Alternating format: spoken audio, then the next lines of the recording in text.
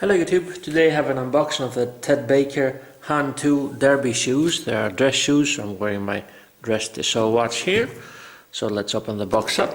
We have the casing here, some papers and stuff like that, and here is the shoe. Let's remove the protective paper here, and let's do the unboxing. Those papers, we found out that they did a good job packaging the shoes. They have this cardboard here, so it helps the shoe maintain its original form. So the shoe comes with two sets of pearl laces. It's a classic look, classic appearance. It has, the good thing I like about this, it has the branding on the side here. It has some burnish detail up here in the front. It's real smooth inside, I can see. And what else do we say about the shoe? They are low-cut shoes. It does not cover the ankle, as you can see here. The sole is made out of rubber. There's a rubber texture here. There's the back here. It comes with two sets of laces. One what is kind of purple and the brown one.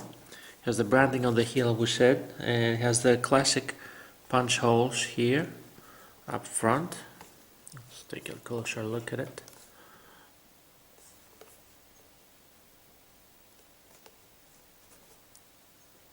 It's quite a narrow shoe, as you can see here, and it has the classic look, the classic appearance. You probably would wear this with a suit and tie, or even with a sportier look. As I said, it has a rubber sole. And I'm doing this review because I couldn't find a lot of reviews of this shoe. For a closer look, it seems like it has a good detailing. The construction of the shoe seems good.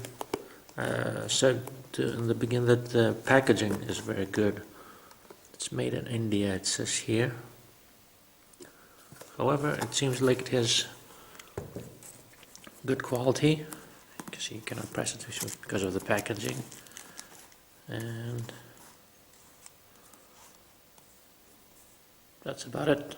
Close look of the Baker Hann II Derby shoe.